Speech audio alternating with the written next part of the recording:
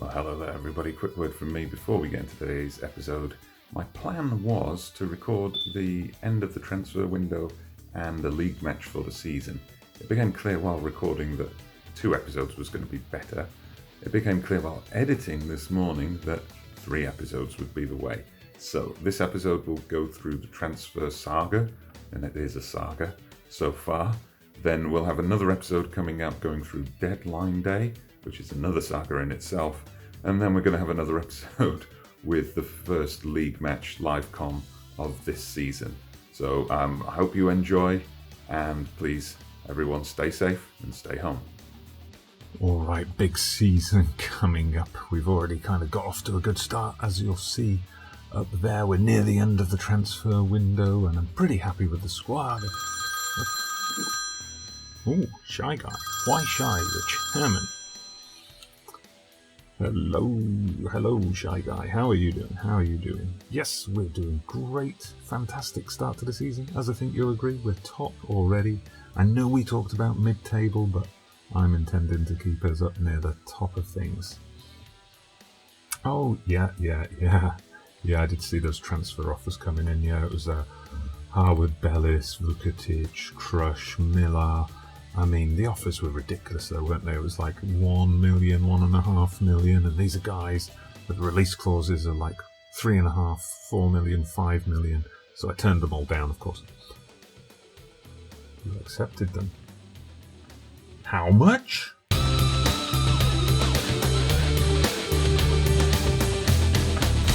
Yes, hello there everybody, welcome back to the channel. Dodgy Gamer here with episode 39 at the start of season 5 of Andorra, the double challenge in which I take charge of the club, FC Andorra, and the country of Andorra and try to lead them both along the road to glory. And we got so close to the glory last season of La Liga, getting to the playoff final, not forgetting before that, just missing out on the automatic promotion spot on the final day.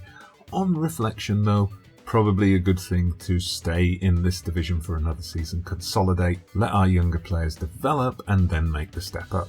So yeah, we'll get into the start of the season shortly, but you'll see there we are currently top after quite a big win over Oviedo. But you'll also see here in this little window of transfer news about offers for Crush, for Vukotic, for others. There's a bit of a transfer saga. This might take a while. Let's get into it. So the tale starts with Taylor Harwood-Bellis, the English centre-back, ball-playing defender who we signed from Man City, who you'll see is no longer with us. So the saga here is that just on the eve of the start of the season, we got through pre-season, there was interest. I saw the wanted icons next to a few players. No serious offers came in. And then an offer did come in on just about 3 or 4 days before the season was due to start. Rayo Vallecano from La Liga, they made an offer for Harwood-Bellis. Now, he was keen to move. He said that they're a Liga team. I owe it to myself to give this a go, which I could sympathise with. But the amount they offered was ridiculous. It was like £450,000 when he had a release clause of 4 million. So I turned them down. He wasn't happy about it. We had, a little bit of unhappiness develop in the squad then. Luckily, it didn't spread. No one else in the squad. There was no team meeting or anything like that. I tried to, talk to him about, later on, about a week later, talk to him about a new contract. Of course, wasn't having any of it. Then we got some more offers in, and I kept saying no because he's got a release clause of 4 million. Of course, that doesn't mean I'm going to sell him for 4 million, but it also means I'm not going to sell him for, half or quarter of that. Then we got an offer finally from Huddersfield. 950k up front, I believe it was, plus a few add-ons. And the chairman went over my head, and he accepted it. I protested the transfer. He said, no, we're going to sell this player. We'll give you some money to reinvest in the squad. I did manage to persuade them to renegotiate the deal, which did get some extra money on it. So you'll see 1.2 million is the kind of overall value we got in the end. That's obviously structured. So you see here they're going to pay us 2 more installments, but there are no clauses in here. I mean, this is always a frustration about the chairman jumping in to do a transfer like this, is If I was agreeing to sell this player, I would get in there a percentage of next sale clause. I would get in there things connected to appearance money and international caps and things like that. Anything that can bring us money further down the line. The chairman just went, oh, they're offering us $1 million. Let's take it. So I was a bit disappointed with that. I was also disappointed that, no offence to any Huddersfield fans who might be watching, but I was a little bit disappointed that he ended up ditching us for a championship team, and a team which has not started the championship season particularly well, down in 16th at the moment. I mean, he said he wanted to play top flight football. If he'd stuck with us for a season, I think we could have given him that. But he then went to Huddersfield, and I don't think he's going to be in the Premier League next season. Now you'll see here on the squad screen we've got lots of wanteds next to various players here. See Justiniano, he's wanted by Rio Ave, who's got teams trying to take him back to Portugal, where we signed him from. Perez, he's a backup player, so he's wanted on loan. Similar story for Bernard, who was out on loan last season. Crush, now here's another one, wanted by Malaga initially. We turned them down. He's unhappy about the fact that we turned them down. Again, this comes down to release clauses. If I show you his contract, you see here his release clause is 3.1 million. The offer that came in was some, I think they're getting confused about the relegation release clause, even though we haven't been relegated. They were trying to offer me something similar to that amount. I said no. Talked to Crush about it. I said, you know, you've got a minimum fee release clause. He said it's an unreasonable amount. We didn't get anywhere, so he's currently sulking. Then Vukotic. Now, this always annoys me with these directors coming in, or chairmen coming in, to accept bids over your head. So we lost Howard Bellis. All right, well, we could just about absorb that, because we've got here, we've still got Justiniano and Crush. We've got Perez and Bernard as good backups. We brought in this guy from Bayern Munich on loan, Hodzic, an American Bosnian player who, you know, is going to be a good player for us to have for one season at least. But then a few days later, he went and accepted a bid for Vukotic. Now, I had a couple of, again, very low bids coming in for Vukotic. I rejected them. I offered Vukotic a new contract. He actually agreed to that contract, although I got the usual, we're going to think about it for a few days, and then I'm just expecting him to sign. Then 2 or 3 days of game time after that, a bid came in. For some reason, Vukotic is picking up a lot of interest from American clubs in the MLS. You'll see here Portland and Sporting Kansas City are amongst them. Apparently, the media keeps saying Vukotic himself is holding out for DC United for some reason, and then we got a couple of Spanish clubs have come in for him as well. So the current status is that an offer came in. It was quite low again. It was like £750,000 for this guy. I mean, he's valued at £450, but he's much better than that. He's a key player in the team. This time I didn't have the option to say no. There was a line in the news item, something about, you know, the board will not let you dispute this transfer. I did manage to say again, though, look, your asking price, your agreed price is way too low. By this point, a couple of other teams were interested, so the chairman said, okay, we'll renegotiate, and he got Portland up to $975,000, but then he accepted a bid of $800,000 from Deportivo La Coruña. I just do not get this at all. So we're waiting on Vukotic at the moment. Is he going to accept the contract offer from us? Is he going to move? We still don't know, but he's going to have to make his mind up, because you'll see over here, it's transfer deadline day. Then we've also got Liam Miller. Now it just says Eibar, but he's been wanted by a couple of clubs. Fellow second division clubs, Malaga and Mallorca, were amongst them. What I've managed to do with him, though, he hasn't been too interested in leaving, which has been fine. What I did with him, little hint for you if you're in this situation. If you're ever set a deadline, push that deadline to the max. If you're not offered any kind of deadline, hit stall offer. Buy yourself some time. You don't respond. You don't make the player unhappy. You kind of discourage any further bids, then reject it. And then you're just that little bit closer to the transfer window. That's what we've done with Millar. So today I had to, just before we started recording this, I had to reject the offer formally, and hopefully he didn't react poorly to it, so hopefully we'll get to hold on to him. And Lee Russell now is wanted by Vallecano as well. Now he has got a massive minimum release clause. Remember, we negotiated this last season. We're up close to 20 million, so I would definitely not be happy if he was sold for anything less than 10.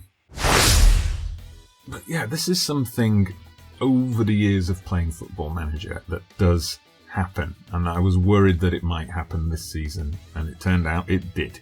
And you reach a point where you're improving and you're nearly reaching a new stage. So in our particular case here, we're close to being good enough to get promoted into La Liga.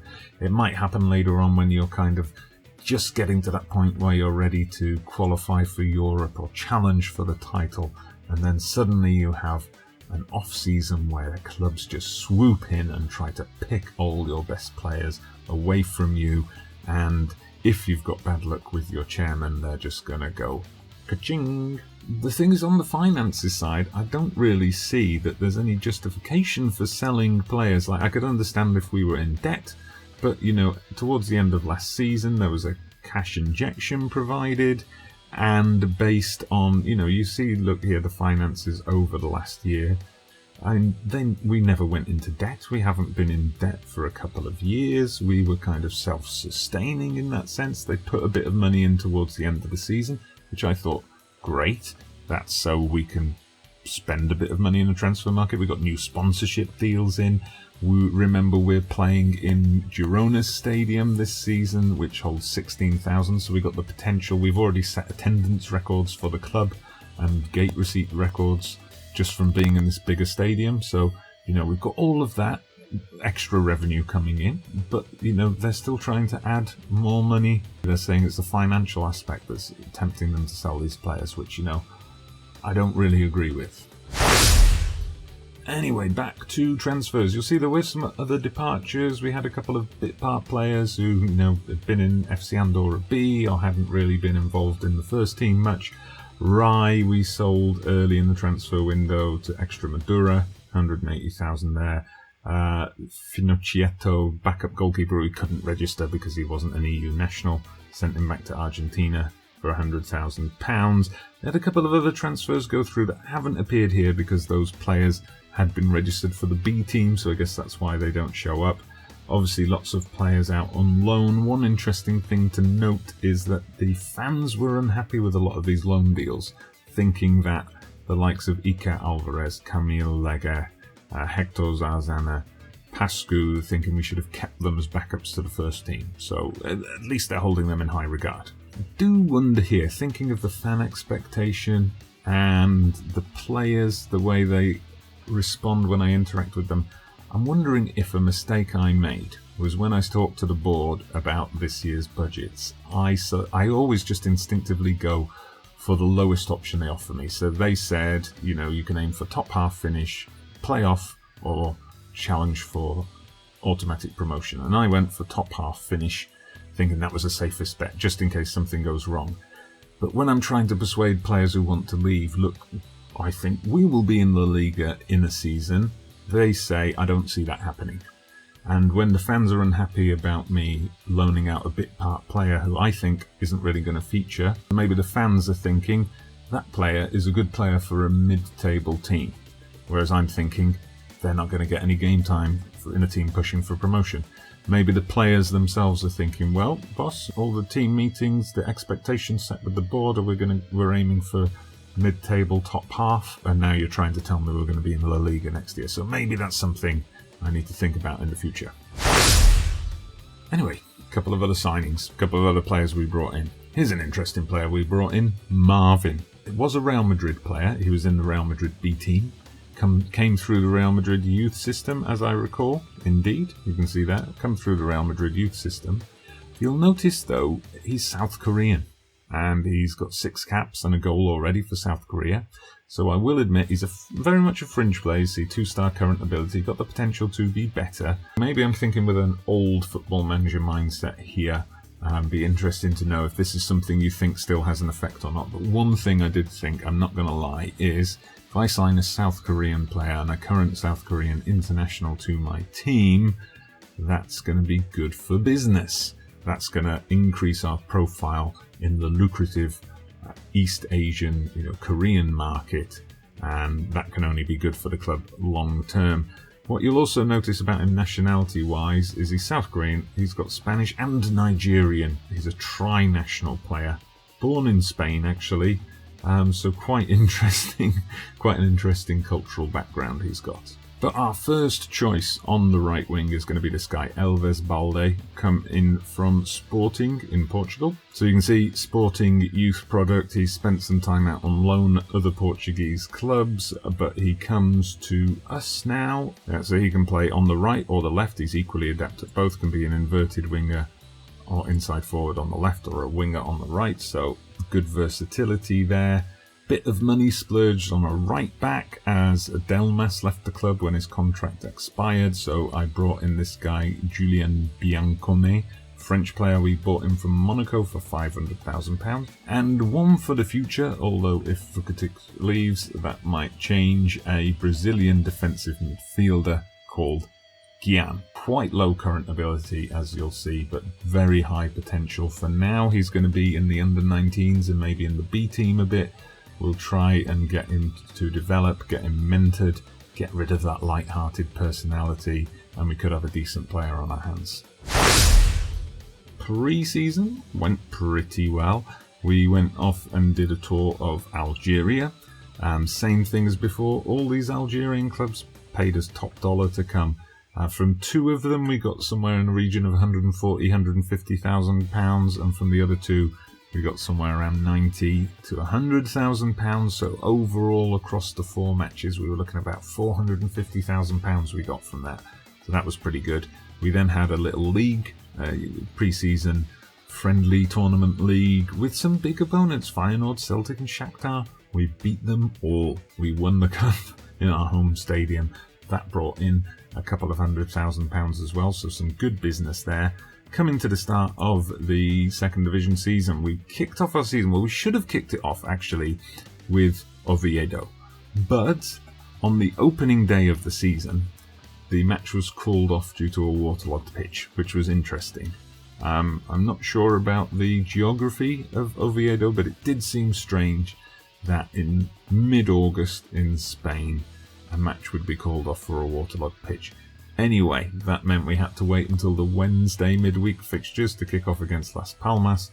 A 3-0 win. Guedes crush, stopped sulking for long enough to score, and Macias with the goals all in the first half. We then travelled to Leganés, and that was 0-0. We probably should have won that game, but away from home, we're happy with a clean sheet and a point. We then had our rescheduled match against Oviedo. 5-3 victory. Quite a game this. In fact, I'll show you the full match stats. I mean, we raced into an early lead thanks to Perez and Macias again.